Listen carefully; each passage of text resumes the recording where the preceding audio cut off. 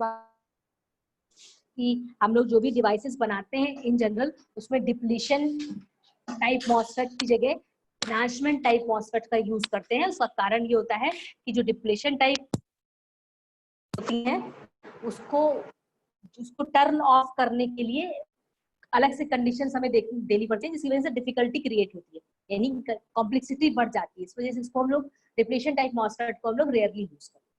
हम लोग क्या यूज करते हैं, एनहांसमेंट टाइप मॉसफेट। तो अब आप बात करते हैं एनहांसमेंट टाइप मॉसफेट क्या होता है। तो मैंने इतना बता देता कि एनहांसमेंट टाइप मॉसफेट जो है उसको उसमें कोई भी इनबिल्ट चैनल नहीं होता। मतलब एक आपने सबस्ट्रेट लिया, ये आपका एनहांसमेंट टाइप मॉसफेट है, इसको कट इन रीजन भी बोलते हैं। इसमें आपने पी टाइप का सबस्ट्रेट लिया और एन प्लस टाइप की डोपिंग करी, उसके ऊपर SiO2 यानी एक सिलिकन की पॉलीसिलिकन की लेयर क्रिएट करी, एंड देन उसके बाद हमने उसमें क्या करें, चैनल्स, उसके चैनल्स को मतलब उसमें जो है कनेक्टर्स को या पिंस को दिया, जिसमें सोर्स, ड्रेन और गेट को डेवलप किया।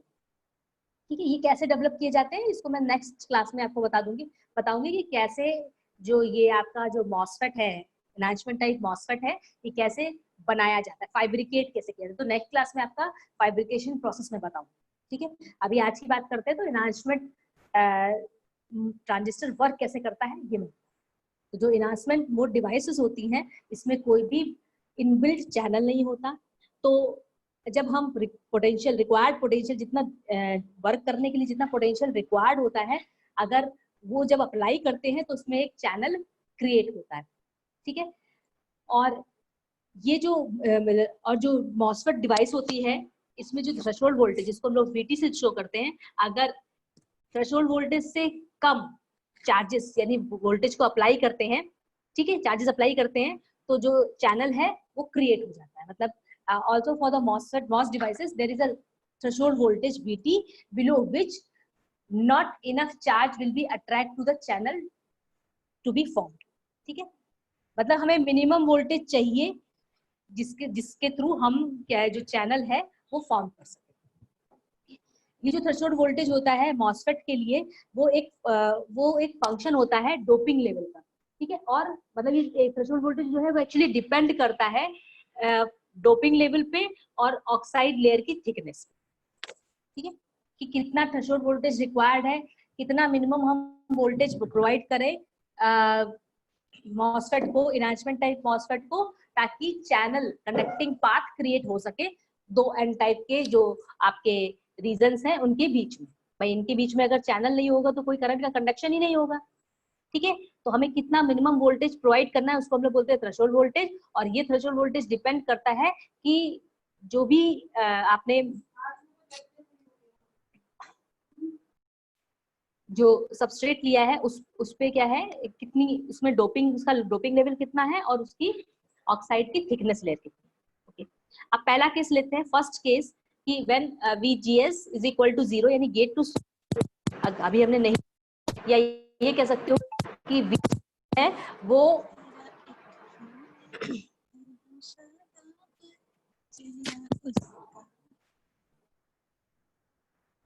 ठीक है, तो या तो VGS इज इक्वल टू 0 यानी हमने गेट टू सोर्स वोल्टेज कोई प्रोवाइड नहीं किया, या VT से कम प्रोवाइड किया, मतलब थ्रेशोल्ड वोल्टेज से कम VGS प्रोवाइड किया, यानी VGS is equal to 0 first case है and VGS less than VT।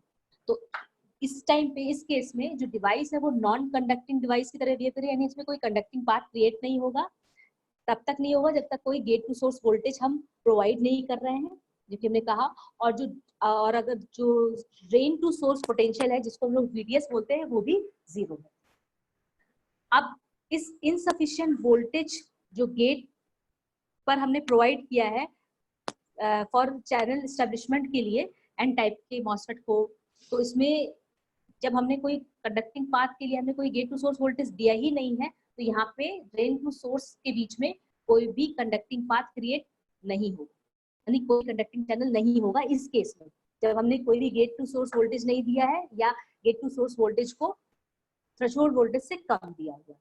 ठीक है, जब कंडक्टिंग पाथ नहीं होगा तो कोई करंट का फ्लो नहीं होगा, no current drawn, that is IDS कोई ड्रॉ नहीं होगी यानी फ्लो नहीं करेगी। तो इस डिवाइस को हम लोग क्या बोलेंगे, इस कंडीशन में इस डिवाइस को हम लोग क्या बोलेंगे, this device work in the cut off reason.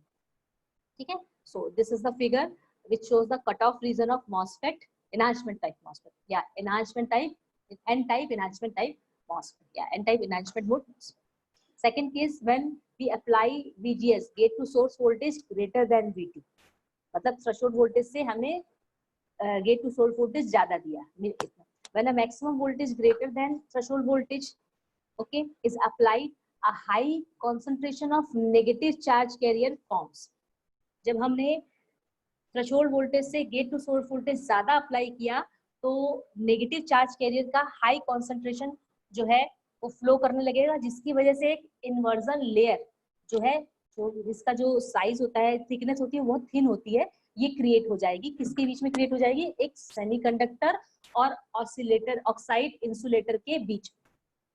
क्या कंडीशन है, VGS greater than VT, then a negative charge carriers form an inversion layer which is very thin in size, and it will interface between semiconductor and oxide layer. This inversion layer forms a channel between the source and drain. Okay, this figure shows the when we apply VGS greater than VT, inversion layer form in between source and drain, and the which flows the current. A positive and अब हमारे पास एक और channel है, that is a VDS drain to source path connection भी है। तो आप हमने गेट टू सोर्स पे तो VT से ज्यादा पॉजिटिव, यानी एक हमने पॉजिटिव फॉरवर्ड बाइस कनेक्ट किया, बट हमने ड्रेन टू सोर्स में रिवर्स बाइसिंग कनेक्ट करी। ठीक है, so a positive drain to source reverse bias the drain substrate junction, hence a depletion region around the drain victim. मतलब क्या किया हमने कि ड्रेन टू सोर्स के बीच में एक रिवर्स बाइस अप्लाई किया। ठीक है, इसकी वजह से जो डिप्लेशन रीजन है वहां पे भी तो जंक्शन बना हुआ है भाई, एक जंक्शन आपका सोर्स और गेट के बीच में है, एक जंक्शन आपका ड्रेन टू सोर्स के बीच में है। ठीक है, तो इसकी वजह से जब हमने रिवर्स बाइस अप्लाई की तो ड्रेन पर जो जंक्शन था उसकी विड्थ इंक्रीज करने लगी। इसकी वजह से क्या हुआ, जो ड्रेन है वो क्योंकि वो गेट के एज से लगा हुआ है, एडजेसेंट पे है, तो जो डिप्लेशन रीजन है उसका जो चैनल है वो बहुत वाइड हो गया। ठीक है, इसकी वजह से क्या होगा, the result in the flow of electron from source to drain resulting a current IDS। इसकी वजह से जो सोर्स से ड्रेन की तरफ एक करंट फ्लो हुई जिसको हमने कहा IDS। ठीक है, दिस और इस टाइम पे जब ये IDS फ्लो होने लगी तो इस कंडीशन में इस टाइम पे हम इस जो ओवरऑल मॉस डिवाइस है उसको हमने बोला कि ये जो मॉस डिवाइस है ये लीनियर रीजन में, इस फेज में लीनियर रीजन में वर्क कर रहा है। ठीक है, आगे जब हमने VDS को इंक्रीज किया, VDS क्या है, एक रिवर्स बाइस वोल्टेज है जो कि ड्रेन और सोर्स के बीच में अप्लाई किया है। सो ड्रेन और सोर्स के बीच में जो VDS अप्लाई किया उसको हमने फर्दर इंक्रीज किया। जैसे इंक्रीज करते गए जो ड्रेन सबस्ट्रेट जंक्शन है उसका जो उस पे इन्वर्जन लेयर उसकी बनती है, इस इन्वर्जन लेयर की वजह से ड्रेन टू सोर्स वोल्टेज से विड्थ इंक्रीज करने लगी, इन्वर्जन लेयर रिड्यूस होना शुरू हो गया, यानी उसकी डेंसिटी डिक्रीज होने लगी। ठीक है, द पॉइंट एट विच, ऐसा जब इसको बढ़ाते रहेंगे तो एक पॉइंट आएगा, एक क्रम आएगा जब जो इन्वर्जन लेयर की डेंसिटी है वो नियरली 0 हो जाएगी। ठीक है, एट ड्रेन एंड पे इन्वर्जन लेयर की जो डेंसिटी है वो 0 हो जाएगी। तो उस टर्म उस समय उसको हम लोग क्या बोलेंगे, उस टर्म को बोलेंगे पिंच ऑफ।